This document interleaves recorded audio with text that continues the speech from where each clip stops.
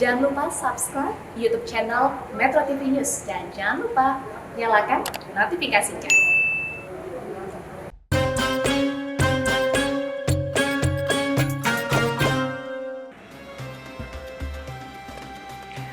Hukuman mati atau di dalam Islam kita mengenal hukum kisos, nyawa dibayar dengan nyawa gitu ya. Dianggap bertentangan dengan hak asasi manusia karena mengambil hak orang lain sehingga orang itu tidak sempat untuk bertobat. Nah, bagaimana kita menyikapi ini, Prof? Silakan. Ya, baik. Kelompok pemerhati hak asasi manusia ini memang sibuk protes terhadap pelaksanaan hukuman mati. Ya. Dan ternyata pelaksanaan hukuman mati itu bukan hanya di sejumlah negara tertentu saja, misalnya negara Islam. Ya. Tapi di Amerika sendiri kan juga masih menerapkan hukuman mati loh. Alasannya kelompok-kelompok pemerhati hak asasi manusia, kalau kita langsung menghukum mati orang itu berarti tidak ada kesempatan untuk memperbaiki diri. Padahal hukuman itu kan tujuannya untuk memperbaiki diri. Kan? Korektif ya. Gitu. Bagaimana bisa memperbaiki diri kalau orang itu dihukum mati? Nah, hukuman di sini itu ada dua dimensi. Dimensinya kepada orang lain, ya, dan dimensinya kepada yang bersangkutan. Saya ingin berikan satu contoh, Mas David. Ya. Ada satu saat itu antara maghrib isya itu, tiba-tiba ada seorang perempuan, setengah baya. Assalamualaikum ya Rasulullah. Kaget sahabat, ada apa kok perempuan masuk sendiri di majelisnya Rasulullah? Ya Rasulullah, saya mohon dirajam. Kaget sahabat. Apa? Mohon dirajam. Tahu artinya rajam? Iya, saya tahu ya Rasulullah. Rajam itu nanam sampai leher, dilempari batu sampai mati di kepalanya ya, di depan publik. Kenapa Anda minta dirajam?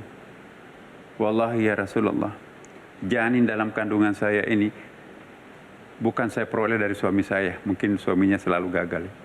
Tapi dari laki-laki lain. Maka itu saya minta segera rajam aku. Kaget sahabat tuh. Kata Rasulullah tidak boleh merajam orang yang sedang dalam mengandung anak. Kembalilah ke sini nanti setelah kamu melahirkan. Alhasil 6 bulan berikutnya, si perempuan setengah baya itu datang bawa oroknya itu kepada Nabi. Ya Rasulullah, ini janinnya baru saya lahirkan. Tolong segera aku dirajam. Aku tidak tenang melakukan dosa ini. Bebaskan aku dari perasaan berdosa ini. Apa kata Rasulullah? Masya Allah. Orang ini sudah bisa kabur ya kan. Tapi dia datang. Kata Rasulullah, pulang. Tidak boleh merajam orang yang masih menyusui bayinya. Kembalilah di sini nanti kalau kamu sudah tidak menyusui bayi. Wa fisaluhu fi amaini, masa penyusuan itu kan 2 tahun kan.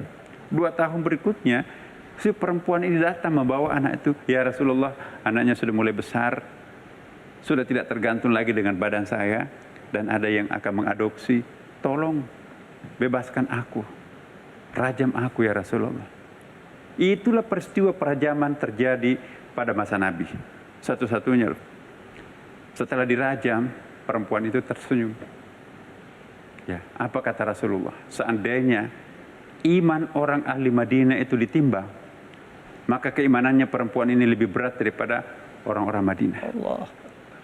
Jadi pelaksanaan hukuman mati itu bukan hanya seperti apa yang dikatakan oleh kelompok pemerhati hak asasi manusia, kesempatan untuk melakukan perbaikan diri tidak ada. Justru pembebasan dari dosa yang besar itu.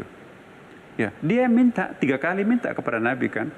Jadi orang tidak dihukum setimpal dengan apa yang dilakukan itu, dia akan terbebani di dunia, mungkin juga terbebani di akhirat. Jadi pelaksanaan hukuman itu juga adalah sebuah hak yang harus dihargai dari pelaku itu. Nah, jadi kalau pendapat saya mungkin jalan tengah ya. Satu sisi kita harus menghargai pendapatnya teman-teman kita yang pro hak asasi manusia ini. Tapi pada saat yang bersamaan juga kita juga harus menghargai hukum-hukum suci Al-Quran yang membolehkan orang dihukum mati ini. Tetapi mungkin implementasinya yang perlu kita jadikan betul-betul pusat perhatian. Jangan sedikit-sedikit hukuman mati, sedikit-sedikit pancung, sedikit-sedikit rajam. Ya, kan ada analisis usul fikihnya itu kan. Ya, saya kira lebih perdebatan dijadikan tema khusus nanti akan datang ya. Kita tidak boleh sembarangan menghukum mati orang. Nanti kalau sudah melalui berbagai macam pendekatan, memang tidak ada cara lain kecuali harus dihukum mati, maka lakukanlah. Tapi jangan murahan, sedikit-sedikit hukuman mati. Iya. Ya seperti yang kita lihat, tembak, Masya Allah. Kita miris yang melihat orang seperti itu. Nah, para pemirsa, hargailah nyawa orang. Bagaimana kalau yang ditembak? Bagaimana kalau yang dibunuh? Itu adalah diri kita sendiri atau anak kita, pasti kita akan sangat bersedih. Nah, jangan sampai tercipta kesedihan karena nyawa kekasihnya, keluarga terdekatnya meninggal. Karena itu sebelum menyesal, hindari segala sesuatu yang bisa membuat kita menyesal. Dan dengan demikian insya Allah nanti kita juga terbebas daripada dosa yang besar. Nah, apakah hukuman mati itu boleh atau tidak? Saran saya kepada para hakim, mari kita sangat teliti menetapkan orang itu dihukum mati atau tidak. Misalnya narkoba kan ada juga hukuman matinya itu ya. Benar-benar harus melalui penelitian yang sangat mendalam ya. Kecuali kalau yang sangat bengis, sangat kejam dan very dangerous man, kalau itu dilepas nanti itu bisa membahayakan masyarakat. Ya, saya sih sependapat, daripada mereka melakukan pembunuhan ratusan orang, lebih baik orang itu yang dibunuh. Mencegah nyawa-nyawa yang lain dengan cara mengorbankan hanya satu nyawa. Itu dibenarkan dalam logika usul fikih. Saya kira ini ya, mudah-mudahan nanti pembahasan akan datang kita lebih rinci lagi ya. Poin saya mudah-mudahan kita masing-masing mengendalikan diri, jangan gampang emosi yang menyebabkan nyawa orang melayang. Terima kasih. Assalamualaikum warahmatullahi wabarakatuh. Waalaikumsalam warahmatullahi wabarakatuh. Terima kasih banyak Prof. Tadi kata kunci terakhirnya itu, jangan gampang emosi sehingga menyebabkan orang lain nyawanya melayang.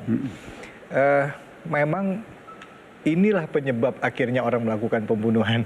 Karena emosi, gelap akal ya istilahnya gitu. Akhirnya ya melakukan tindakan tersebut, membunuh orang lain. Tapi poin yang sangat penting hari ini adalah, ya hati-hati. Jangan sampai nanti kita didikte oleh iblis, kalap sampai membunuh. Penyesalan seumur hidup. Sebelum menyesal, jangan lakukan. Sebelum menyesal, jangan lakukan. Penguasaan diri dan kontrol diri ya terhadap apapun permasalahan yang kita hadapi. Dan tentunya ini berhubungan dengan keimanan dan ketakwaan ya Prof ya. Iman minta didekatkan dengan Allah. Baik pemirsa, bahasan kita ini memang tidak ringan ya. Tapi kalau bahasanya orang-orang YouTuber ini daging semua katanya Prof. Terima kasih banyak Prof atas ilmunya hari ini dan berkah ya. Semoga apa yang disampaikan hari ini bisa meningkatkan keimanan dan ketakwaan kita kepada Allah. Dan yang lebih penting lagi, kita bisa memaknai setiap peristiwa yang ada di sekitar kita dari sudut pandang agama kita, agama Islam, sehingga kita berada di jalan yang benar dan jalan yang lurus. Prof, ini mungkin bisa satu kata kunci terakhir, Prof. Kesimpulan akhir dari keseluruhan bahasan kita hari ini. Apa kira-kira? Saya ingin menyampaikan ayat tadi. Barang siapa yang melenyapkan satu nyawa, sama dengan melenyapkan semua nyawa yang lain. Dan barang siapa menyelamatkan satu nyawa, sama dengan menyelamatkan semua nyawa yang lain. Begitu mahalnya sebuah nyawa, sampai Allah sendiri mengatakan hal yang seperti itu. Masya Allah. Maka itu sekali lagi, Bapak Ibu sekalian, jangan sampai kita melenyapkan nyawa begitu gampang. Termasuk melenyapkan nyawa itu melakukan aborsi. Hanya karena takut malu, akhirnya kita melakukan tindakan aborsi. Aborsi itu sama dengan membunuh orang. Hati-hati loh. Aborsi bisa sama dengan pembunuhan.